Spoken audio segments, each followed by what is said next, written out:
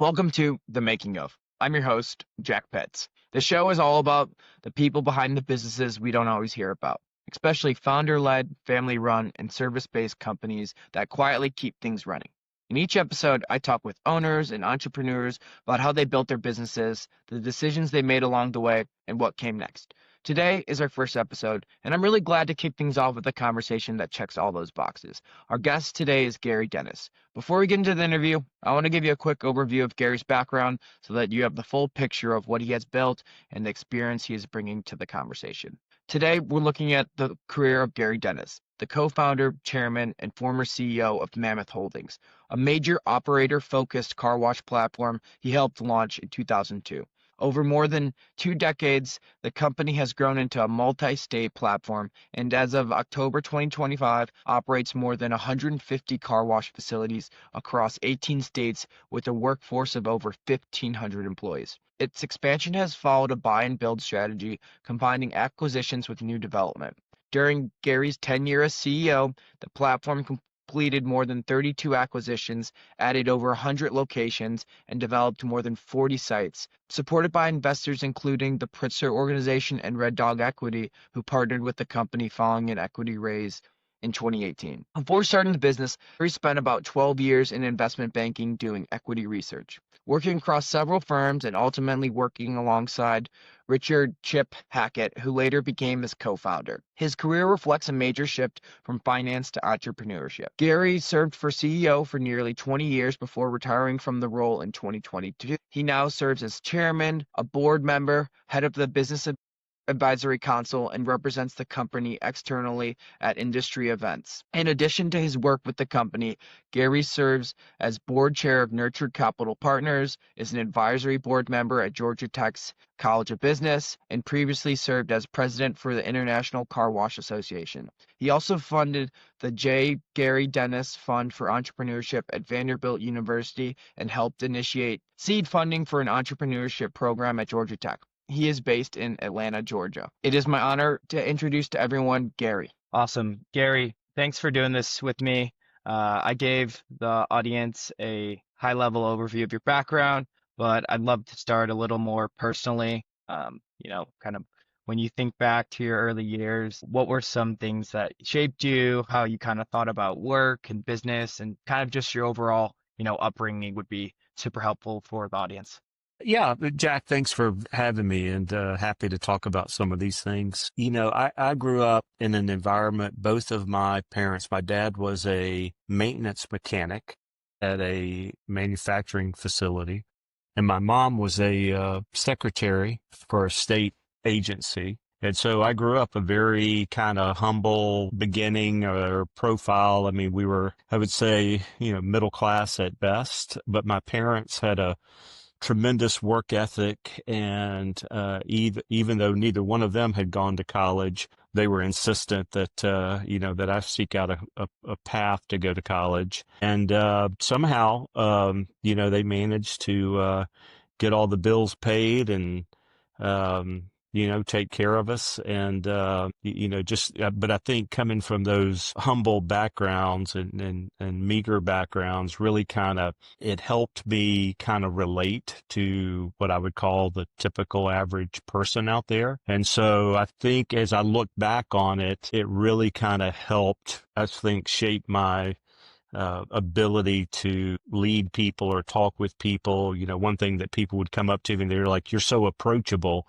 And I would laugh because, once you have some level of success or you've gone to a certain school and you have that behind your name, all of a sudden people start ascribing to you a life that is not necessarily accurate. It's what their perception is, that you must have always been successful or came from a very well-to-do background, when the reality was just the opposite. But I think being able to kind of straddle the fence, so to speak, in terms of being able to have academic and intellectual conversations with people, but then also just being able to sit with people at, a very modest restaurant and have a conversation, or in the work environment, talk to people. It kind of opened up a skill set that I really didn't appreciate at the time.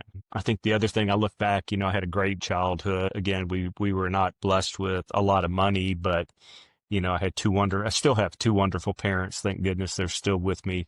I look back and it really formed me in ways I really didn't appreciate till much later in life. Yeah, no, definitely. I think that's super interesting. And, growing up with a dad who was a mechanic, a mom was a secretary, and what ultimately ended up, I saw you went to, Georgia Tech for college, studied industrial management. Did you grow up in the Atlanta area? I obviously probably should. I grew up in Macon, Georgia, Okay. just south of there. My parents didn't know anything about the college process. I remember going with a buddy of mine on a school visit to Georgia Tech. My parents didn't know anything about guiding me to the application process or how to go visit schools. The only thing they told me is I couldn't go to the University of Georgia because they thought I would party too much.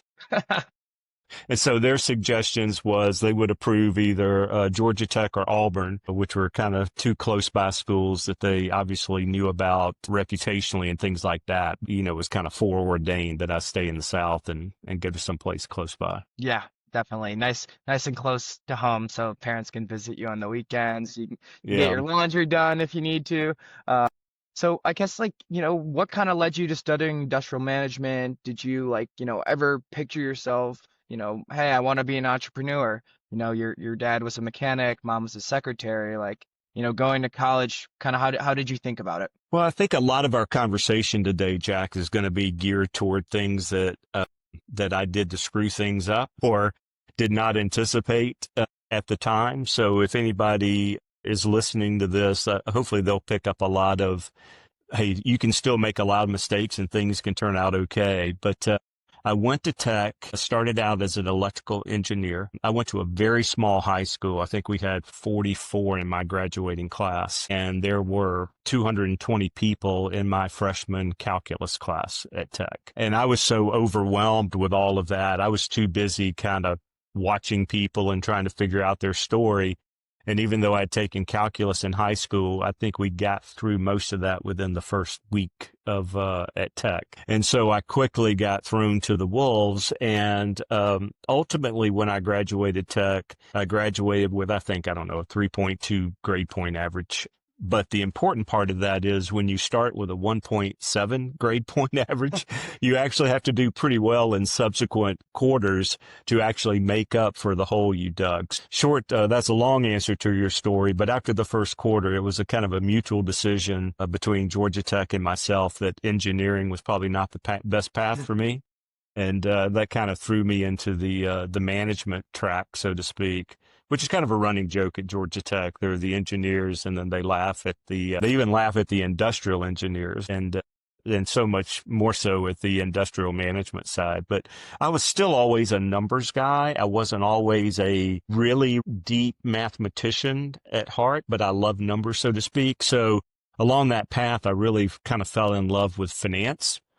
And that was, it wasn't differential equations that got me excited, but it was the math associated with finance and understanding modeling and things like that. Definitely. That's super helpful overview there. And I guess, throughout college, did you get to have any internship experiences where you're like, hey, I want to do this management side of things, don't exactly know how that works. Did you get any exposure to internships and like, hey, I want to do this, didn't want to do that? Because, I feel like so many people nowadays just really struggle with, I'm here, I need to do that, or I'm an engineer, I need to do this, kind of these, conformed identities, like you said, where you're this, you're that, but, Yeah. is that your true passion? Maybe not. Well, the long and short of it for me was because my parents, were not financially wealthy. I needed to kind of work to get through school. And so Tech has a very robust co-op program. It's mostly geared around the engineers, and, a lot of kids would be electrical engineers and they go work for Georgia Power, and it's a program where we were on the quarter system then, but either that or semester you go and work every other semester, every other quarter. And I wanted to go back to Macon so I could live at home and save money. And being in industrial management, there wasn't a lot of co-op opportunities. So I actually created one. I approached a hospital company and actually started in their computer science department. And so back in those days, they were running a big IBM mainframe and they were running COBOL programming language. I wasn't that good. I wasn't a good programmer at all, but I wanted to get a job.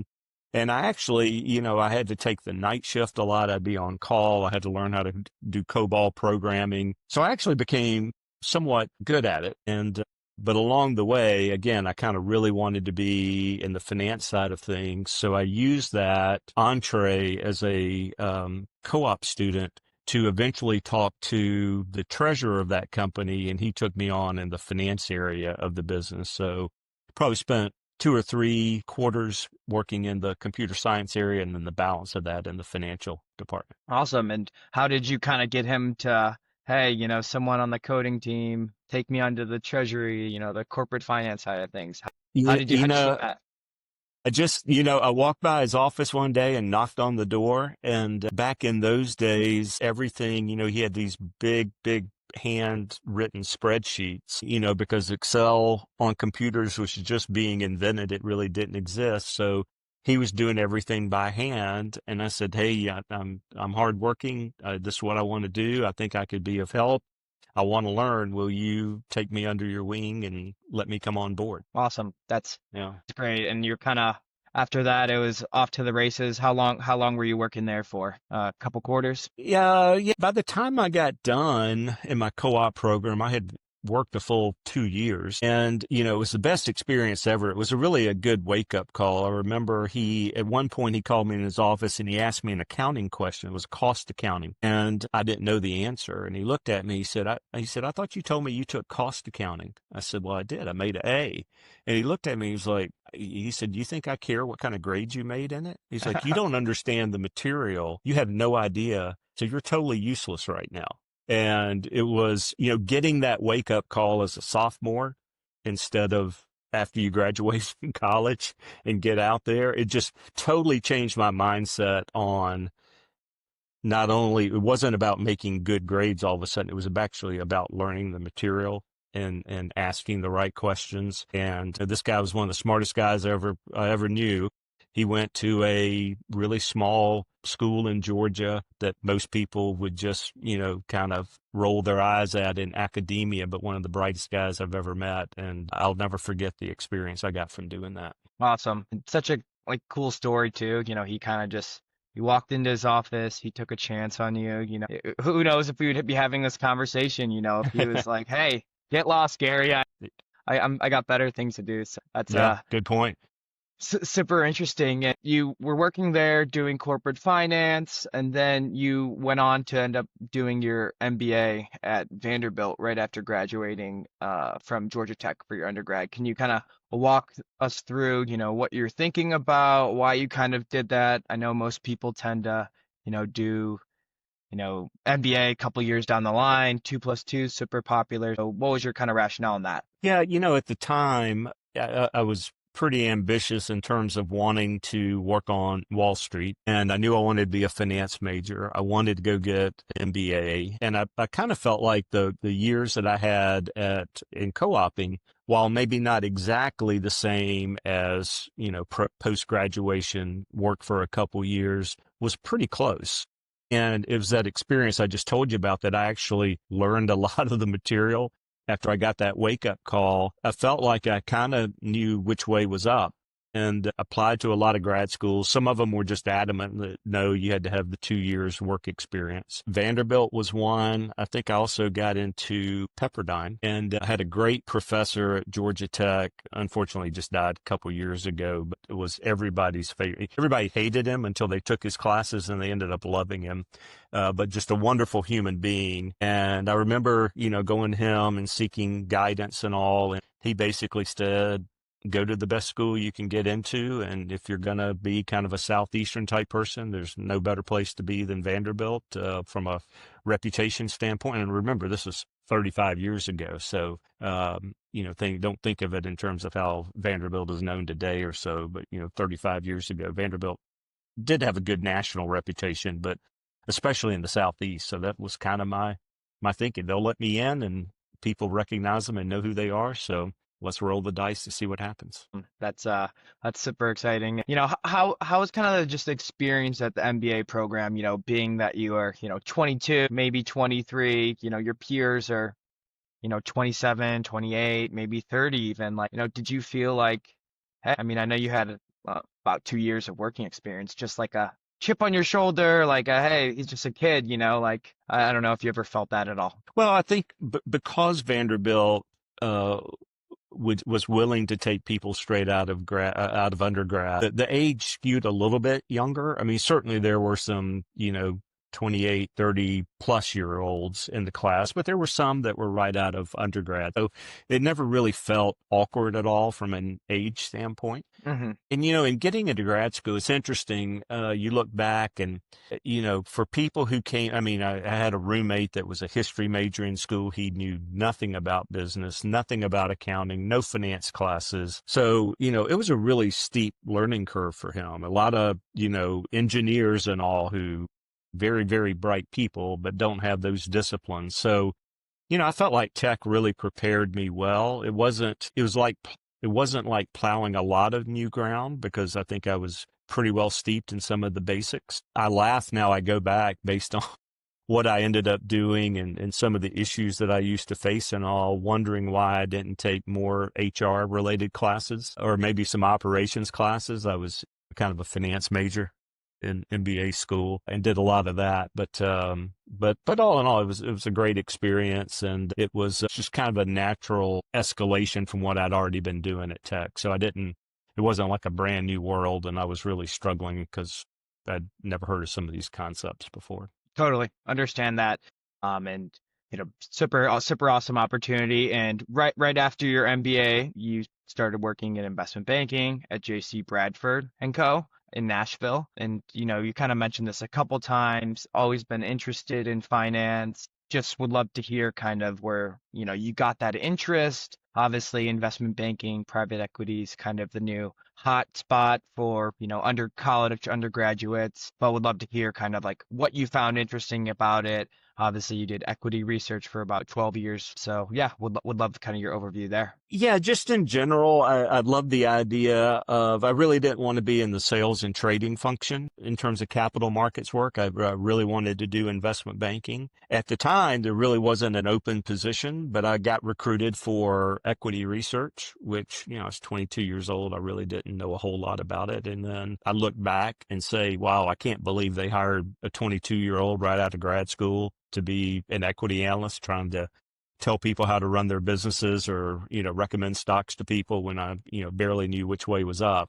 Basically they hired me and one other guy. It was supposed to be an apprentice program. That lasted, I don't know, 3 months or so. And then I got promoted to, full analyst, which again, at the time I thought was really cool. Now I look back on it and just shake my head laughing. And it's really funny when you now turn on CNBC and you see guys that I used to call on back in the days that are now, extremely wealthy, very successful money managers, but they were, 35 years ago, I was calling on them, and boy, I got some really good wake up calls from them as well. There's nothing more humbling than walking into a money manager who's really, really good and you're green and right out of school, and you better be careful with your ego because you're going to get a reality check very, very quickly of how your analysis is lacking in a lot of different ways. That's awesome. Any good stories in particular where, you just got ripped apart, or you just like really good for your kind of overall learning There's so longevity? many. I can remember specifically, and I see it because I see them. They make guest appearances on CNBC. Even one is a big Tesla fan, and recently, I think just in the last week or so, did a big town hall with Elon Musk about his investments. But I guess whatever my thesis was, and a lot of times I think I was directionally correct, but I just lacked the true understanding, the depth, and they would just ask me question after question after question. And it's pretty humbling when after 20 minutes or so, that you've just been eaten alive and you still got another 20 minutes left in this in this meeting, but it made me way better. Again, these are the life lessons of being humbled, being called out, being exposed. Makes you either decide that that's not what you want to do, or you're like, I gotta start working harder and getting smarter. And I see that I got a long way to go. Yeah, definitely. So like you were at Bradford for, 11 years.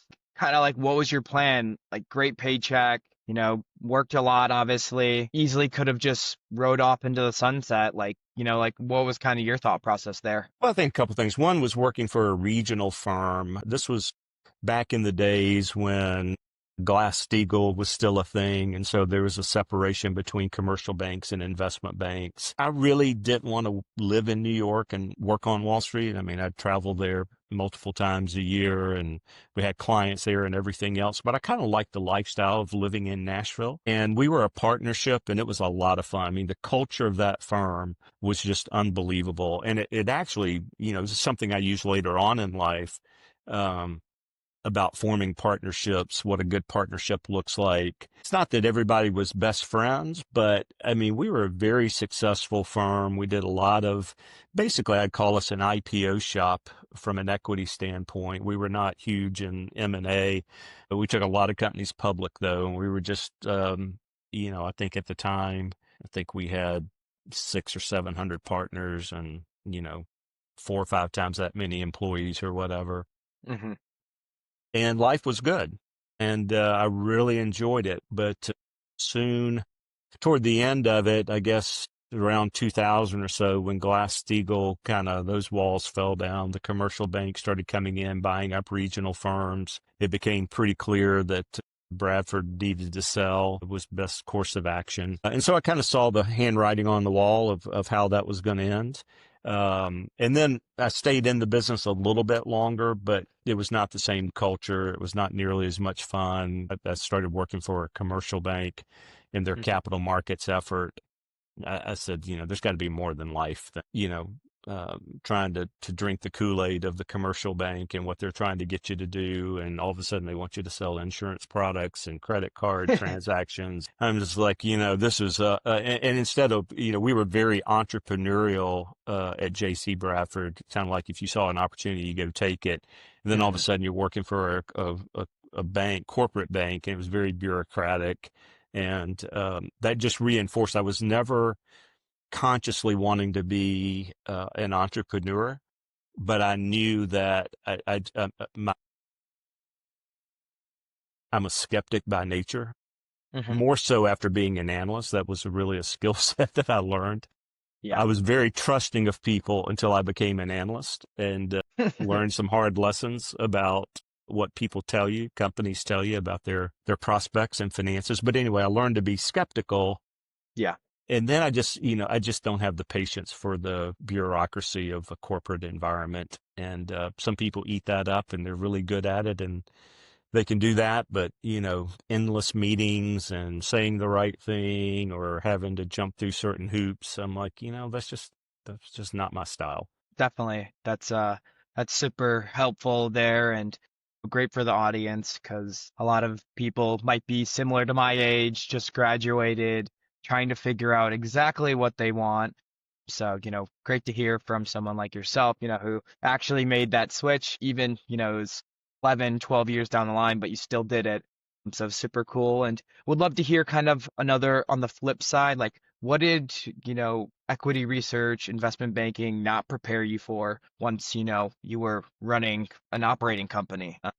Like, Well, yeah. I think, investment banking, equity research was really good at being able to see a lot of different companies. Hmm. And even though probably early on I wasn't thinking about it consciously, but subconsciously, you start seeing, what makes for a good management team, what makes for a good business model, and you get to see a lot of different things. And I think that's the good news. The bad news of doing it is I think you get into a rut or at least a mindset to say, well, gosh, I've been doing this for 12 or 15 years. This is what I know how to do. So this must be maybe I'm at a different firm or I'm doing it slightly different. But like you I told you earlier, it's like I was always finance, finance, finance. And Hmm. so after 15 years or so, you look at it, you're like, okay, I'm a finance guy. And you kind of pigeonhole yourself. And I think you say, I don't know that I know how to do anything else. So it's kind of a blessing and a curse. Blessing that you get to see a lot of different businesses, you learn, but then you can get caught up, you get well compensated, and kind of get comfortable, and then you doubt your ability to do other things because you just never had a chance to do them. Definitely. I feel like that's a very big topic nowadays. The golden handcuffs, as everyone kind of knows where you're making good money, you have a nice apartment, nice lifestyle, like taking that extra step is, very scary and would love to hear kind of like the conversations you and Chip were having. I know you guys worked together beforehand in investment banking, leading up to launching Mammoth in 2002. Yeah, well, it's and I actually had a third partner initially, and I'll talk about him in a second here. But my partner Chip was also with me in investment banking, and we saw the handwriting on the wall. Actually, we started working together the day before September the 11th. So we were scheduled to fly to New York on September the 11th that afternoon. Obviously, that trip never took place. But, about a year in, we are like, this is a whole lot of fun. And, but what else can we do? And Chip said, well, I always wanted to own my own business. And his dad was an entrepreneur. And I said, well, okay. I said, what do you know about running a business? And he said, well, not a lot because I've never have. And I said, well, okay, we're in the same boat because I've never run anything either. I've told people how to run their business, which is a joke, but now what are we going to do? So, we both had small children at the time, so we weren't prepared to just chuck it all and just figure out what we're going to do. We're like, hey, let's be thoughtful about this, and maybe let's research if there are some passive investments that we might be able to do as kind of a sideline, right? So we're going to create a side hustle while we keep doing what we've been doing. And so we researched a lot of different businesses. We looked for specific attributes of some of these businesses. And somewhere along that journey, we found the car wash business. But in those days, it was very different than what it looks like now. There were basically two different models back then on extreme ends of the spectrum. One was the full serve car wash, which maybe employed 40 or 50 people. Really, really tough business to manage. We had zero interest in that. And then on the other end was the self serve car wash, which really didn't take even one FTE. You could build it, hire somebody to come by once a day for an hour or two, make sure the place is cleaned up. You'd go once a week and collect the money and check on things, so to speak. So we're like, it's a pretty interesting business model. Single wash, you're not going to retire off of it. But I said, if we build this, learn the business, I could foresee that we, get up to a dozen of these things, and they're throwing off, a couple $100,000 of cash flow or so. And, worse things in life than to have a side hustle that's bringing in, a couple $1,000,000 a year in EBITDA.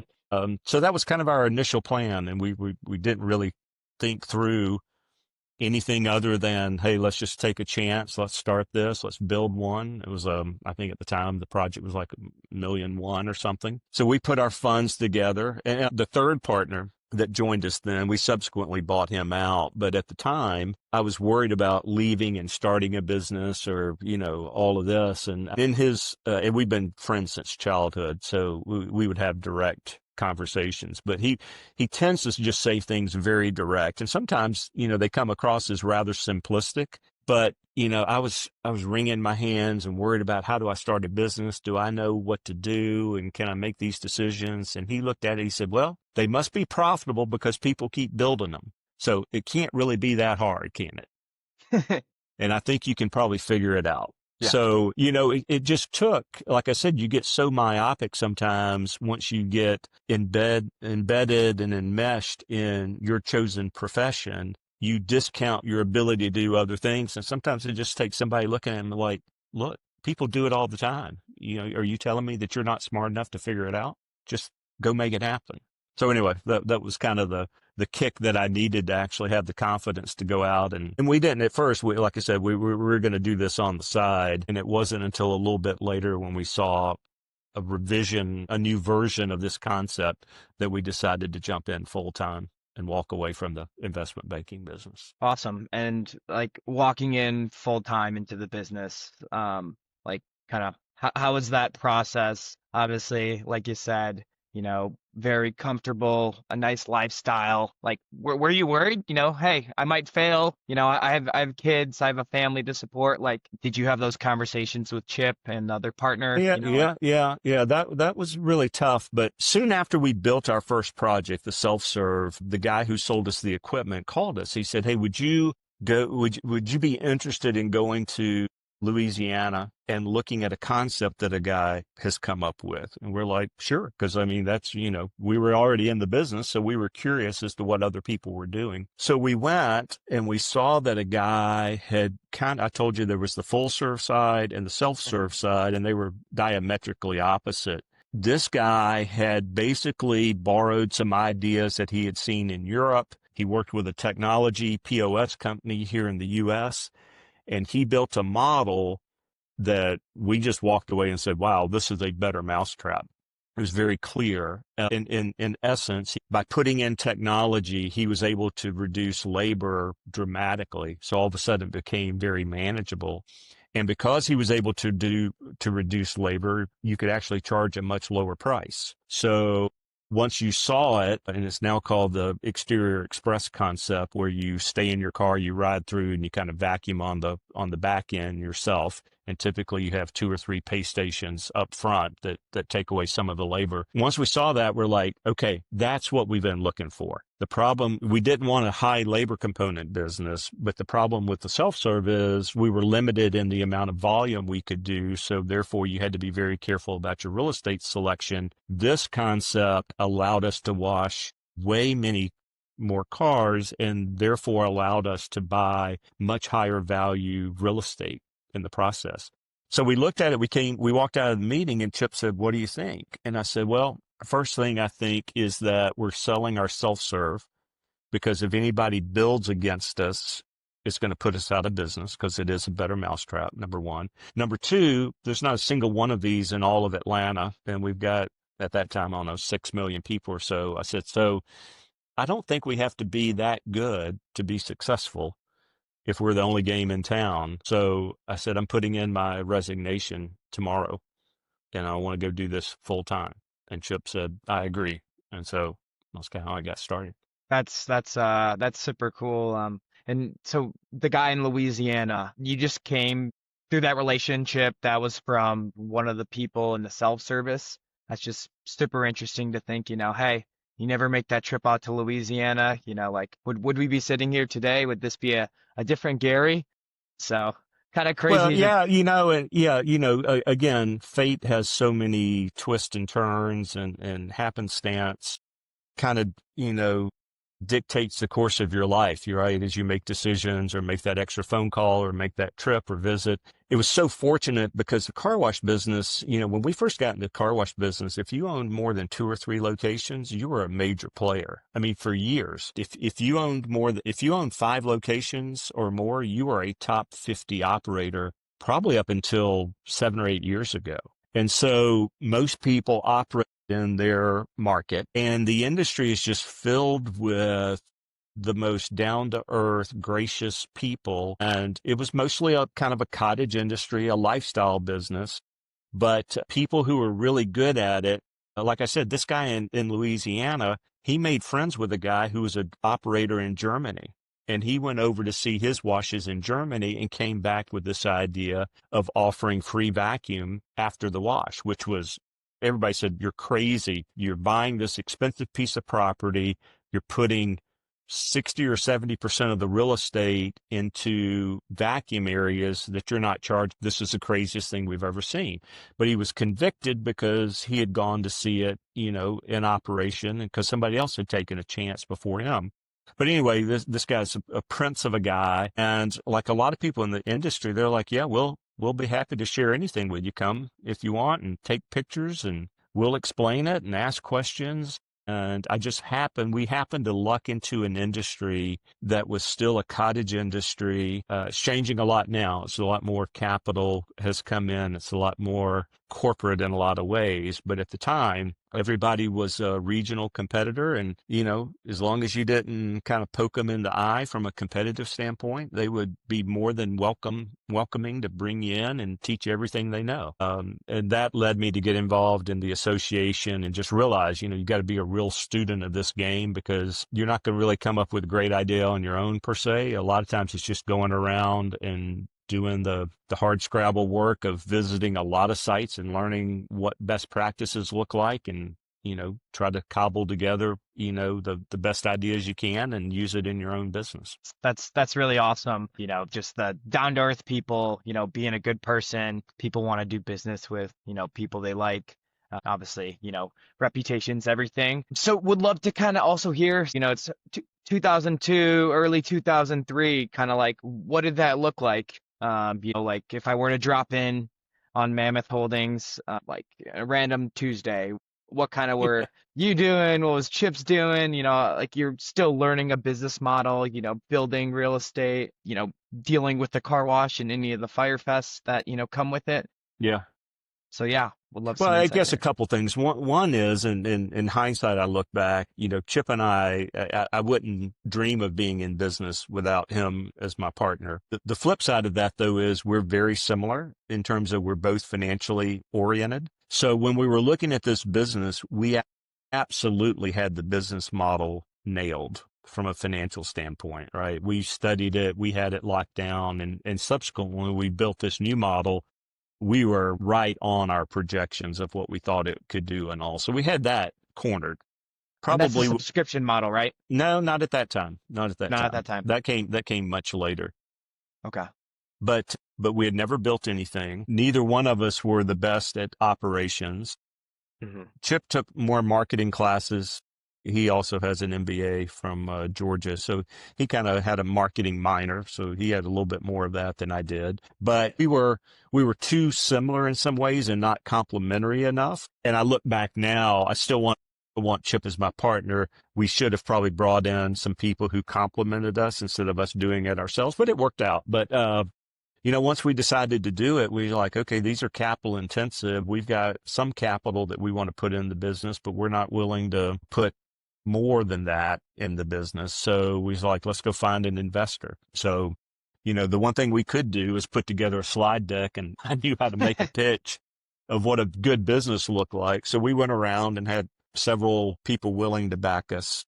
We chose a well-known, at least in the South, family who thought it was a good idea and they wanted to back us. So we just went out and raised common equity. And then we were like, okay, I guess we built one car wash. Now we got to, keep building and learning, and, made mistakes along the way, but got that development experience and site selection experience and subsequently operating experience as we opened this model, which was very much different than the self-serve. This one, we didn't have a big roster, but probably 8 to 10 per location, of which, 3 or 4 are working at any given time, but you got to, cover all the shifts because it's a 7-day-a-week operation. So we had to, hire and put in HR practices and other things. And again, we just kind of learned it as we went.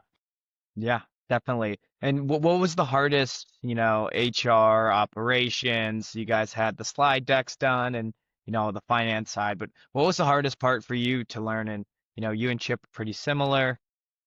Yeah. So yeah, would Well, love to hear certainly the that. construction part, until you get into construction, there's just certain things you don't know. You learn them very quickly. One thing, when we raised capital, we thought we could go build 2 projects simultaneously. The bank, and it's amazing too, it's easy to get a loan when you do a personal guarantee. Sometimes the bank is like, yeah, we look at your balance sheet, your personal guarantee is worth this. And then it's almost like what are you going to do with it as an afterthought? So they gave us the money to do it, but they didn't want us to do 2 simultaneously. They want us to get one up and running and then build a second one. So that kind of delayed us a little bit. So we had a little bit more of a drag from a cash flow standpoint. So is in a lot of things, right? We didn't build in enough margin for error in terms of the amount of capital we raised. We were able to get through, but we were rubbing nickels to do that. In retrospect, I wish we'd raised a little bit more capital. And then when we started constructing our second project, we had all kind of construction delays. The weather turned bad, and we learned valuable lessons about your contractor, who their subs are, how many projects they can take on. And, we were not dealing with large construction companies. We were basically what I call pickup truck contractors, who could build 3 or 4 projects a year and do a really good job, but all of a sudden they do a good job, they get more business coming in, so they accept those jobs, and next thing you know, they don't have enough subs to go around, and they get themselves in trouble. So, we got very much schooled very quickly in the construction business and things to look for and what all can go wrong. And then, the value of doing borings and soil tests and all of that to make sure you got good dirt that can compact and you can build on, because you learn all of a sudden what bad dirt looks like. And I don't know, I could go on and on and on about getting a PhD in construction. Not that we're at that point, but still, it was very fun to learn things about construction that you would have never known if you hadn't just jumped in and tried to build something. Yeah, it's great considering the similar lesson you're talking about when you were doing your co-op, where, hey, you got an A in financial accounting or whatever the accounting class was, but you had this problem and you actually don't know it. So I think truly, one of the best things is to learn by doing. Yeah. Otherwise, how else are you gonna figure it out? So yeah, that's super interesting, and would love to kind of hear like just at what point did you realize, Mammoth Holdings could be a true multi-state platform and not just, 2, 3, 4 car washes in the greater Atlanta area? Well, I think a couple things along the way. After we got started 3 or 4 years in, we actually made an acquisition of some washes down in Mobile, Alabama, just an opportunity. And we looked at it and said, you know what, if we're going to ever be considered investable, we've got to prove that we can operate outside of one single market. And we've got to prove that the concept, just a basic premise that I knew from my days working with retail and restaurant clients and all of that, right, is that you got to show that the concept travels and that you've got the ability to manage it from afar. So we thought that would be a good test case, and that worked out really well. When we first got into business, I told you there was not a single one in Atlanta. Little did we know that we were only probably 2 or 3 months ahead of a lot of other people who were also being called about going to Louisiana to visit this wash, because guess what? The person who turned us on to it sold equipment. And so he told a lot of his other clients about it. And all of a sudden, Atlanta became ground zero for the development of this concept. So, at the time when we first built this, Atlanta was in a drought, pretty notorious drought. But, the good news is people wash their cars all the time because it wasn't raining very much. And then after we built the second one and other people started building in succession, kind of right around us and everything else, all of a sudden there was an explosion of car washes in a single market. And the weather turned bad because we went from a drought to rain conditions, and the economy fell apart in '08. And to put in perspective, we think that the ending of the drought and moving into a rainy season cost us probably 2 full months worth of business for several years. That was the impact of rain. We went from, let's call it 300 plus good days of weather to wash cars to, 240 days.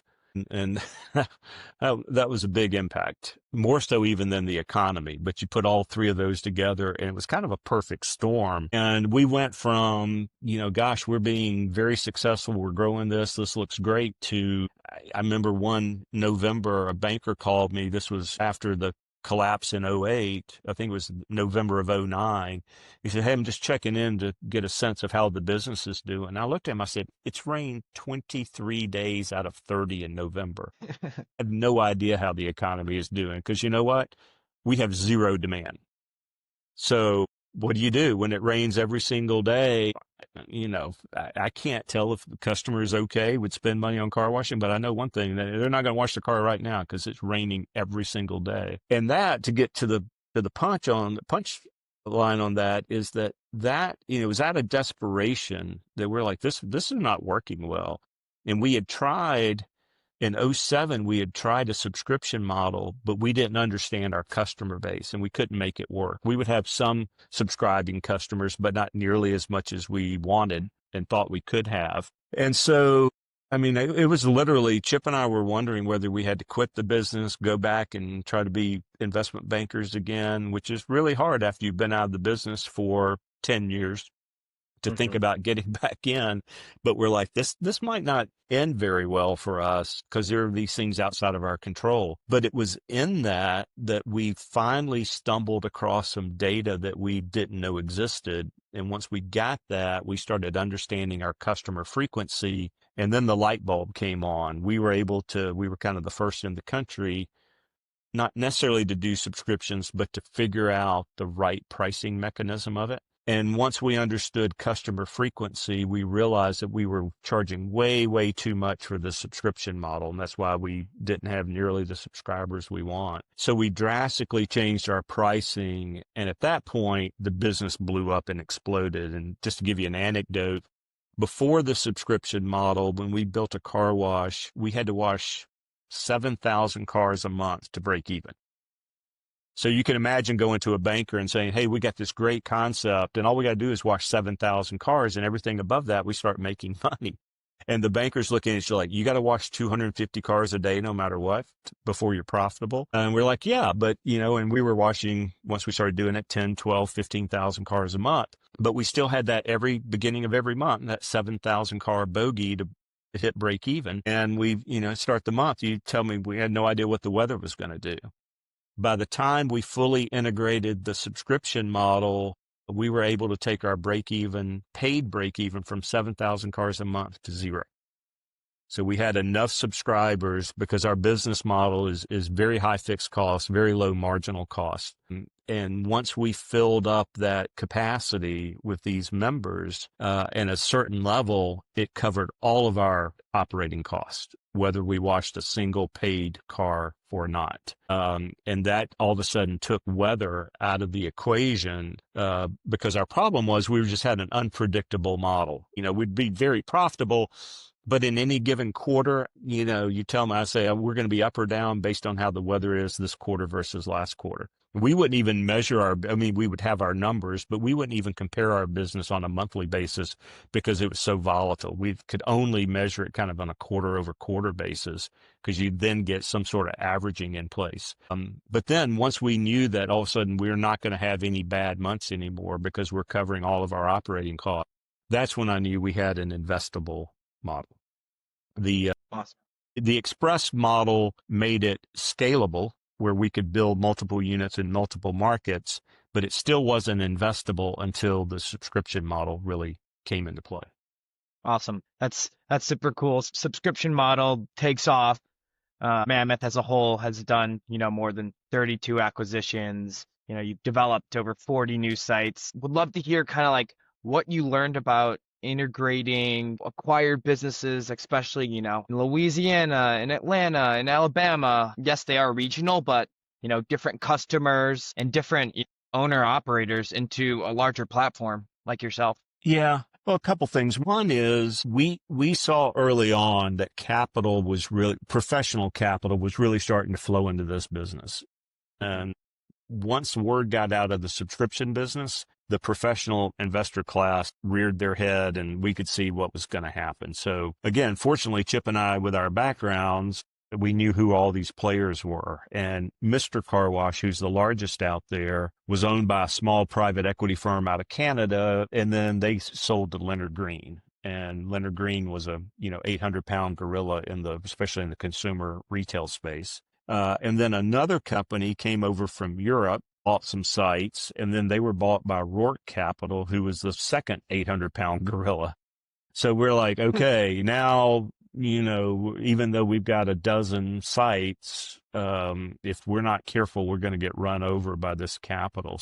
But we also knew that surprisingly, there's elements of car washing that are quite simple, but there are some devilish details that make it very, very difficult to operate beyond what the professional investor can see and understand. So because of that, we said, we'd like to have a separate or a differentiated approach to how we do this. And because I'd been involved in the industry for a long time, we do have a international association. I was the president of that for a couple of years. But because we'd gone around the country and around the world visiting car washes, we just have a lot of relationships. And I said, I think a lot of guys are like in the same boat we are. They've built a business. Sometimes they're second or third generation in this. They're trying to figure out what's going on. They're getting close to retirement age, but they love the industry and they don't walk around. They don't want to leave it. And so I think we can come up with a differentiated concept where we acquire operators that we know, they're very well vetted, and then they roll equity in and they help us run the business.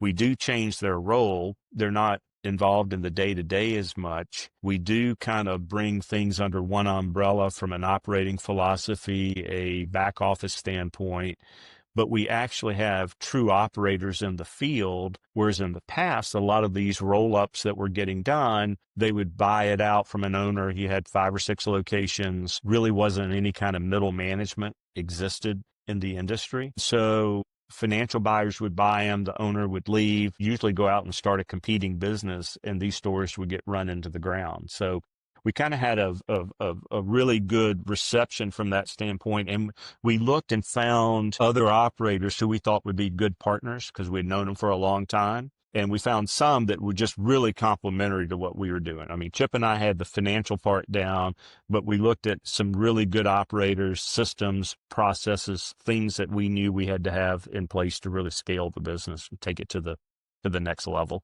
and beyond, QuickBooks accounting and all the things that you typically find with, operators that own, a handful of car washes. Awesome.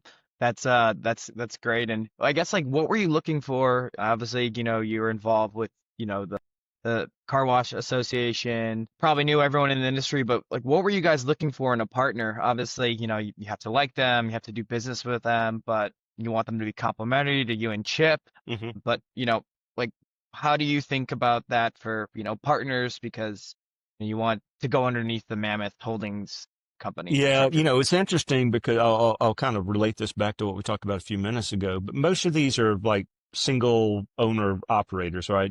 Some of them had partners, but most of them were just single operators. I tried to pull in what I learned from my days at J.C. Bradford about what a good partnership looks like.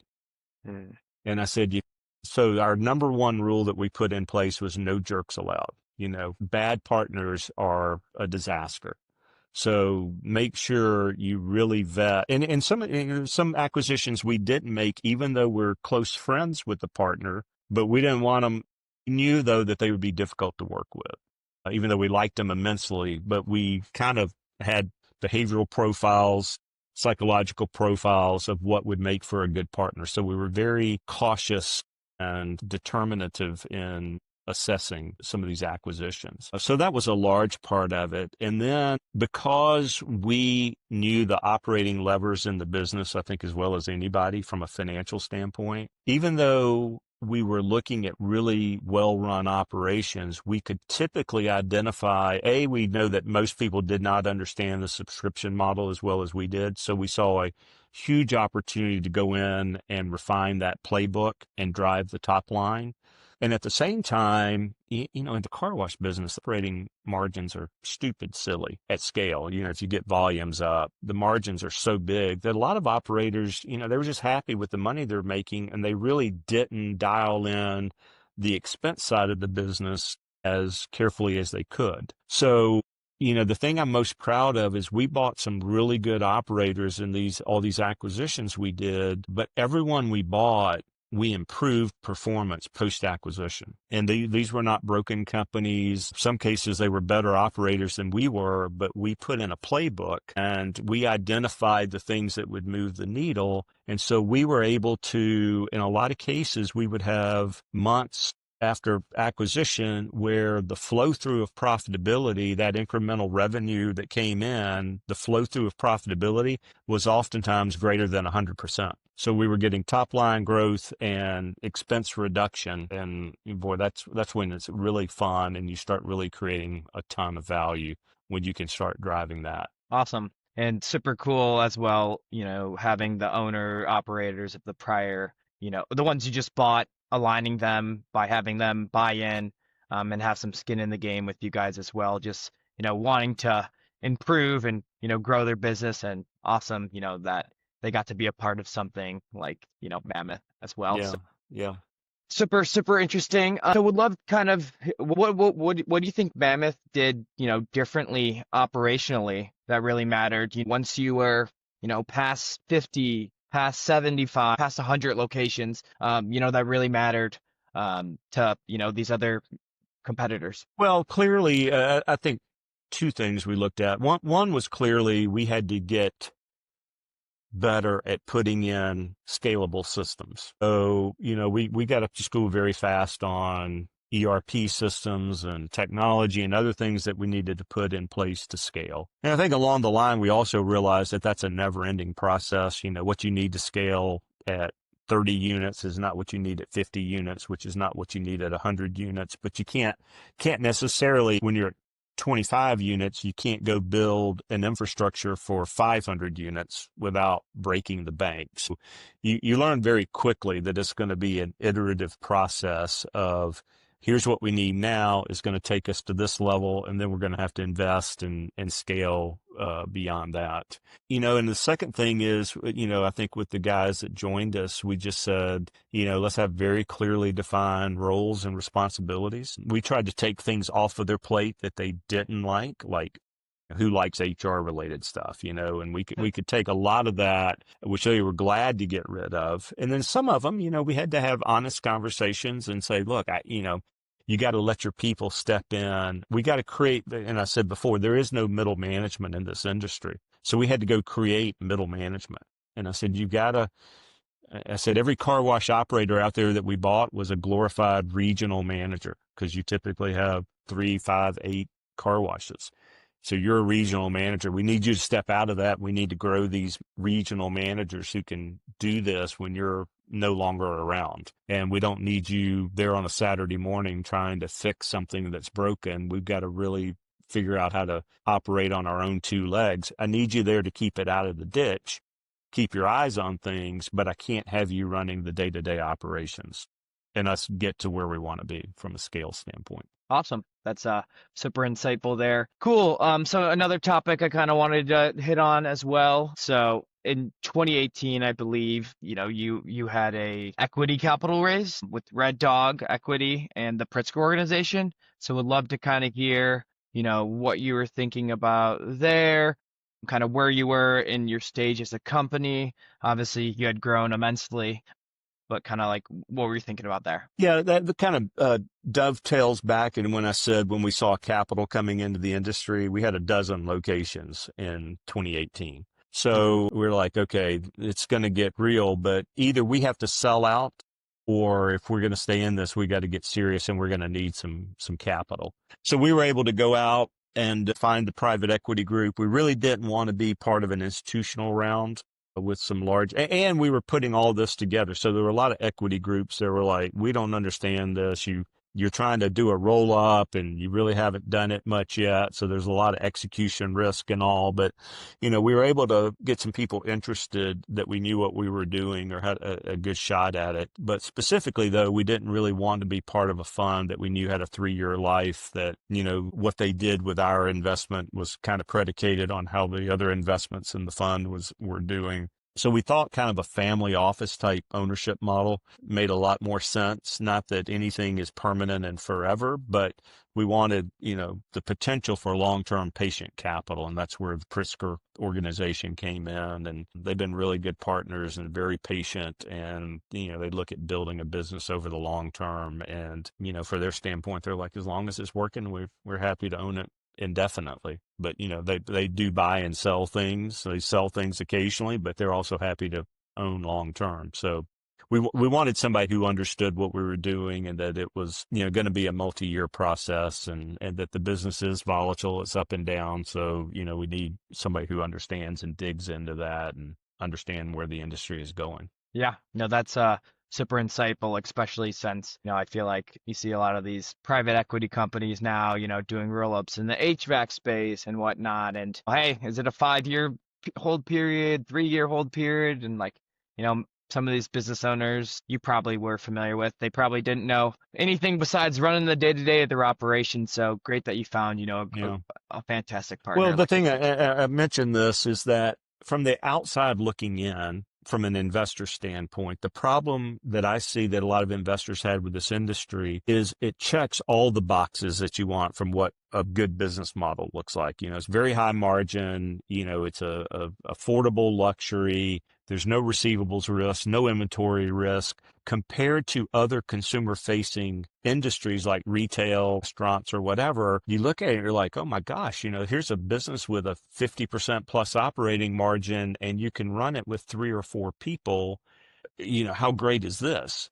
The problem is that I look at it totally different. I was like, people think car washing is a retail business. It's not a retail business. It's a manufacturing business, a production facility. And I look at everything we do as mini production facilities. We have our own water treatment plant at each individual car wash, and we've got moving parts that, are so complicated in some ways compared to, if you run a restaurant, if the fryer goes down, you can get that replaced or fixed pretty easily. In the car wash space, things are constantly breaking. You got hydraulics, you got electric motors, all kind of things that you would find in an industrial production facility, and keeping that running at a high level is very, very difficult. So if you don't have the mentality of saying, we've got capacity utilization that we've got to fill it up, we've got to run at very high volumes, and we got to make sure we're putting out a consistent product, those things don't happen by accident. And so everybody who came in the industry was saying, oh, all we got to do is hire some young kids, and we've got to be nice to customers, and we've got to offer certain amenities. And they're focused on everything except the real key components of what makes the business successful. And a lot of times I do some training classes with our people. I bring up the example of Chick-fil-A. I use that, and everybody wants to be like a Chick-fil-A. But I posit the thesis that says, tell me what you like about Chick-fil-A. And everybody will repeat back, I like the food, or I like how polite they are. I like the uniforms and the hustle and all these things. And I was like, that's all great. And those things are true. But the thing they do better than anybody else is they get you on and off their property faster than anybody. And it's no surprise why they do 3 times the volume of a typical McDonald's, 6 days a week instead of 7. But it's because they're maniacal about their execution through the drive-through. And I was like, if it took them 25 minutes to get you a chicken sandwich, none of those other things that you just mentioned would matter. It's that number one thing that allows all these other little things to add up and be icing on the cake. But the cake is the fact that they can process orders better than anybody else in the industry. They just built a store outside of Atlanta with 4 drive-through lanes, and they process 750 orders an hour. They can process a meal every 6 seconds. But there was a Wall Street Journal article that talks about that. So we teach, for us as operators, we're like, look, don't go to the competition down the road and use that as a comparison. We want to introduce you to the best operators in our industry, and we want to introduce you to other concepts outside of our industry. Those are the things that we strive to do and be like, to really be a cut above from an operational standpoint, and look at the business as a production facility, not a consumer-facing retail business. Awesome. Appreciate that insight there. Would love kind of now interested in, so you were CEO for, nearly 20 years before stepping back in 2022. What kind of made you feel like the timing was right? Obviously, you started, you, Chip, your partner, a couple other people, grew to about 1,500 employees. Like what kind of made you think the time was right to step back? Well, funny story, when the Pritzker organization was looking at us, they fully, but I think wisely, asked a good question. And that is, because we were talking about doing this roll up and on, they said, well, look, you've got a nice little business with, a dozen units, but what makes you think that, you're going to really be successful at running something at 100, 200, 300 units? And my honest answer, I was like, you know what? there's no evidence at all that we'll be successful doing this because we've never done it before. I said, and I think they were hinting at, hey, if we get in this and you and Chip aren't up to the task, how hard are you going to make it on us to bring in people to really run this thing? And so I think my answer really helped them feel comfortable because my direct response is, A, there's no evidence that we can do this. We're going to give it our best effort. If we're not capable, hopefully we will be smart enough to step aside. But if we're not, please fire us and protect our equity because we're rolling over a big chunk of our equity back into this business. I think they got very comfortable. And I said, look, guys, I think I can get us to 100 plus units. I think that'll be a lot of fun. I said, quite frankly, once we get to a bigger number and we're trying to scale the business, as we become more corporate as a business, I'm going to become less interested because that means more meetings, more things, the things that I don't have an interest in doing. So I said, let's get this thing going on the right trajectory. And then at the appropriate time, let's try to pull in more of a professional management team that has experience in scaling businesses. Quite frankly, people who like working in that type of organization where they don't mind the incessant meetings and the decisions and all those things. I'm like, I can find other things to do and I can be an ambassador and I can stay involved in the industry and do all the things that I like to do. But if I never have to talk about implementing another ERP system, I'm fine with that. Yeah, definitely. So yeah, that's great there. Was it like emotionally hard, just being like, hey, here's the next step, or is You it know, like, I, hey, it's the right time? it's interesting. There's some people, some dear friends of mine who, like I said, some are second and third generation in the car wash business. So they eat, Yeah. sleep, and breathe washing cars. I always thought of it. We never had children involved in the business. And so I looked at it as like, it's a business. I mean, I enjoy it. It's great. I love the people in it. It's very satisfying. But I was never wed to the business to say, they're going to have to take me out on a stretcher. Just wanted to make the business as successful as possible. And I'm happy to be involved and I kind of know what I'm good at, but I also know what I'm not good at. And I don't need to be caught up in titles or anything else. And look, I mean, when you get in this business, it's 6 or 7 days a week and I was doing it for 20 years. So at some point you're like, I'm a little tired and it's okay to say, look, we've got this on the right trajectory. I can play a different role, and being the CEO does not necessarily mean that that needs to happen for us to be successful and get it to the next level. So now, once you do step down and the phone stops ringing and other stuff, I've had to, you wrestle with what does retirement look like. And I knew kind of going into it, I was like, I'm not going to fully retire. I was too young at the time. And I said, I got too much stuff in front of me that I want to do. But I was thoughtful enough to know, instead of the one thing that I spent all of my waking moments on, I divided it up into 4 or 5 different things that I wanted to spend time on, of which this is one. But then I have these other things that I'm invested in as well and interested in doing. It kind of, it's just a new chapter and a different way to look at it. Yeah, definitely. And so now you're kind of chairman and advisor for Mammoth Holdings. Like, how do you see your role as, not overstepping, but someone who did found it, definitely has a good 2 cents on some advice for the CEO right now. Well, our first team that we brought on didn't really work out. And I was kind of shocked because, I knew going in that I needed to step aside. I didn't want to be that guy, that guy that won't ever leave. And so very respectful. And I think very, very much said, look, this is yours to run. I'm here to be a resource. But quite honestly, I was shocked at how quickly I was kind of shut out of the business. And it was a valuable lesson to learn that people who come in, who are the corporate types, who have done these things on paper to help scale a business, but didn't necessarily ever have an entrepreneurial spirit. And as one of my partners said, they're the person who signs the back of the check instead of the front of the check. Now, I don't know, Jack, your age now, not many people write checks anymore, but, the analogy is not lost on me. But it was interesting how people, it's almost as if they didn't believe that we wanted them to be successful. and that we wanted to contribute, but only to help them, not to second guess them or anything like that. So that was been really kind of an interesting dilemma to watch these transitions. And a lot of times when you have a non-entrepreneurial type leader come in, and they're the good news is they're used to the bureaucracy, they're used to scaling businesses and all these other things. But in some ways, I would argue the hubris and the ego, they almost look at it like, well, but I worked in a large company, I've got this title, I've got this prestige.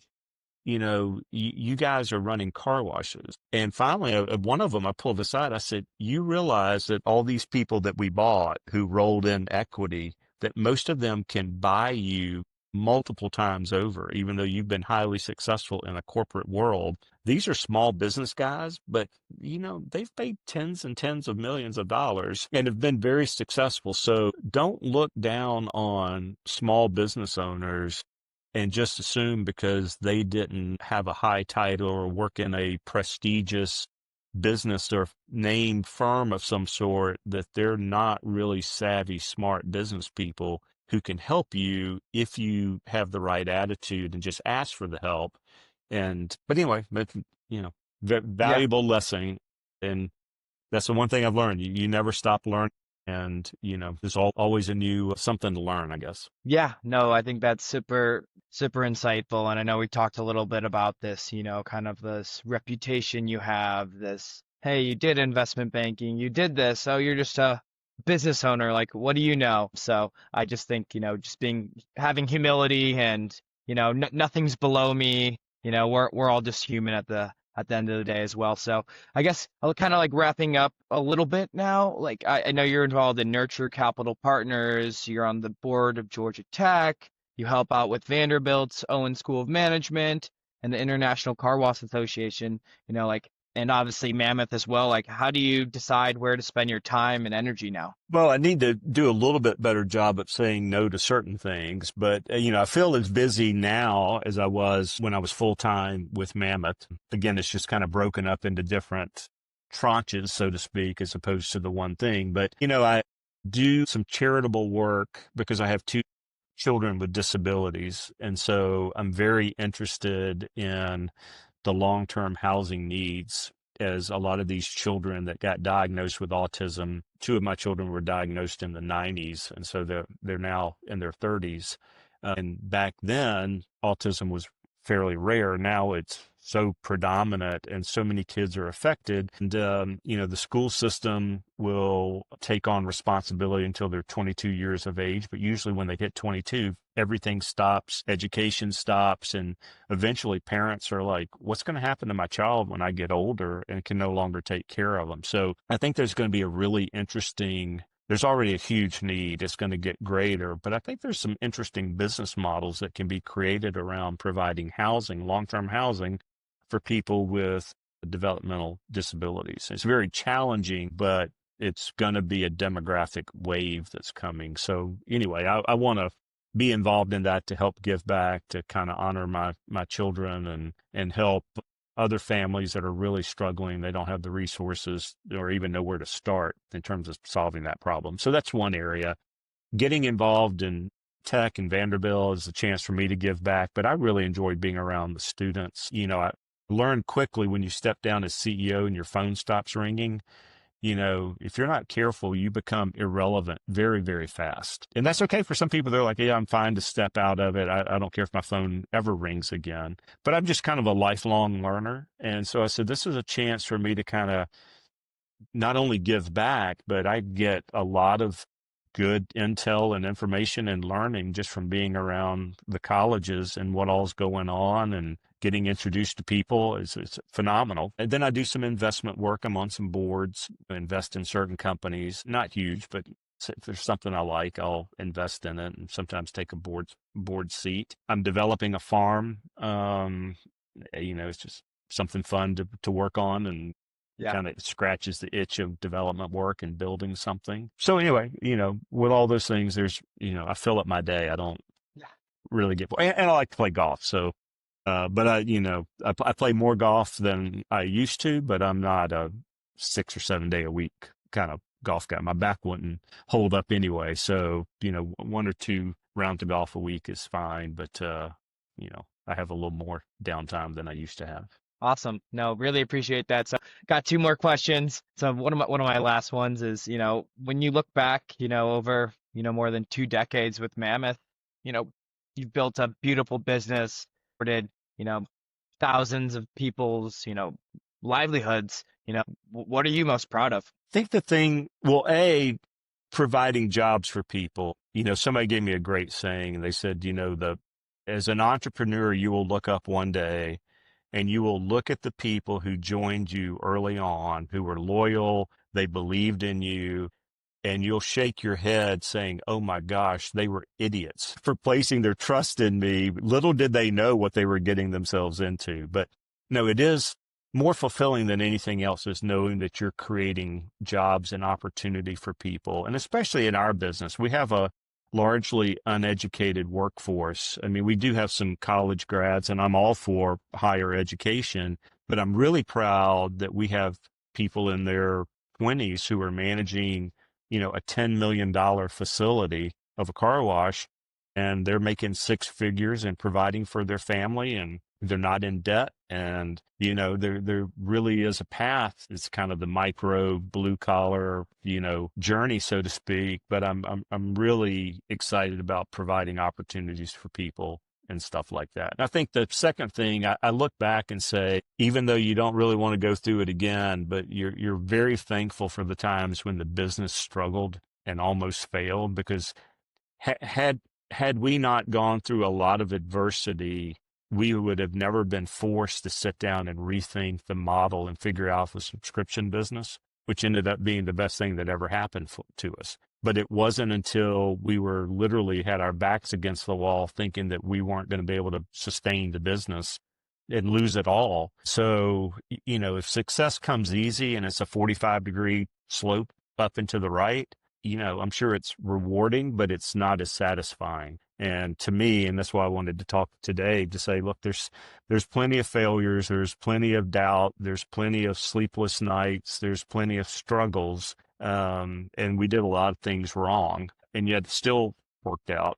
But it's the struggle and the process more so than what appears now from the outside looking in to be, oh wow, this is a successful company. Really understanding the difficulties and the stupid things we did, and the struggle along the way is really the kind of the story that I hope people walk away with if they're aspiring to be an entrepreneur, and or they already are and they're struggling in some of the businesses they have. That's the valuable takeaway for me. Awesome. Really appreciate that.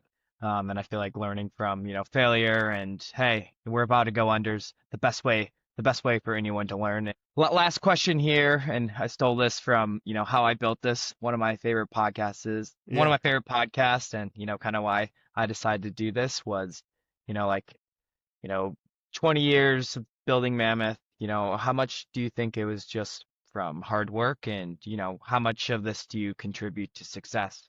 Well, I think there's equal parts. There's a good part of luck, right? But luck is truly a part of anything, but it's certainly not everything. So I think for Chip and I, especially, we were prepared. I mean, not for everything, but we were very studious and we were very thoughtful, and we were making sure that we did understand the business and the economics and all that. And so a lot of our previous lives was well served in, making this successful, and it led to that. And then the third part is, every time it's just having the attitude that failure is not an option. And I told myself every time that just something bad would happen, invariably something bad would happen, whether it was HR related problem or a construction problem or just business or weather, whatever it was. When you have a setback, I just always told myself, I said, well, I guess you don't have any other choice than to redouble your efforts, right? It's like, if it failed, if it didn't work, it's because you're not working hard enough. And I know, there's a lot of stuff about working smart and all that stuff, but I'm just talking about, you've got to be able to really enjoy the grind, or if not enjoy it, at least be willing to do it. And when you get knocked down, you just have to say, you know what, I only have one option. I got to work harder. I got to really double down and just keep at it and never let up. And then once you start hitting success, I listen to a lot of, it's interesting. I'm very fascinated with some of the philosophies and coaching and all that comes out of Nick Saban. And you listen to him and some of his wisdom that he puts out there. And his whole point too is like, if you ever think you've made it and you've got success, you're just right on the edge of being knocked down, and you're going to start going backwards because, I'm just have the mentality too. It's like so many people rest on their laurels, people who they did something 20 years ago and they're living in that moment and claiming success. I mean, to me, it's like yesterday's gone. Whatever you accomplished up until that point, that's great, but that's no assurance that it's going to last or you're going to be relevant or be able to hang on to it. You got to get up hungry every day. And the more successful you are, sometimes it's easy to lose that hunger, but it takes a lot of discipline to be able to say, yeah, I don't have to do that today. I don't really feel like doing it, but still saying, you know what? No, don't ever think that you're too good to all of a sudden stop doing the things that made you successful, and understand that you're going to still be doing that until you finally do hang it up one day, and when you fully retire and are able to do that, you'll get to that point. But I don't see that in my cards anytime soon. I got to grind. I mean, it's just what I do. Awesome. Awesome. Well, Gary, thanks again for taking the time and for being the first guest on The Making of. I really appreciate it, and thanks so much for your insights. Well, I hope this is going to be a Wikipedia entry one day about who was the first guest on. So I look forward to that, and I hope whoever had a chance to listen to this, hopefully it was they'll get a nugget or two out of here that'll be beneficial for them. And I appreciate the time you've given me. Yep. Thanks so much, Gary. Have a great one. All right. Thanks so much. Thanks so much for listening to this episode of The Making of. Huge thanks again to Gary Dennis for sharing his story, going from a humble background to Wall Street to building Mammoth Holdings into a multi-state platform. This is my first podcast, and if you've enjoyed this conversation, please follow on whatever platform you're listening to, leave a quick rating, and share it with a friend who's thinking about entrepreneurship or just wants to hear a really cool story. I'm Jack Pitts. Thanks for tuning in, and I'll see you on the next episode. Thank you.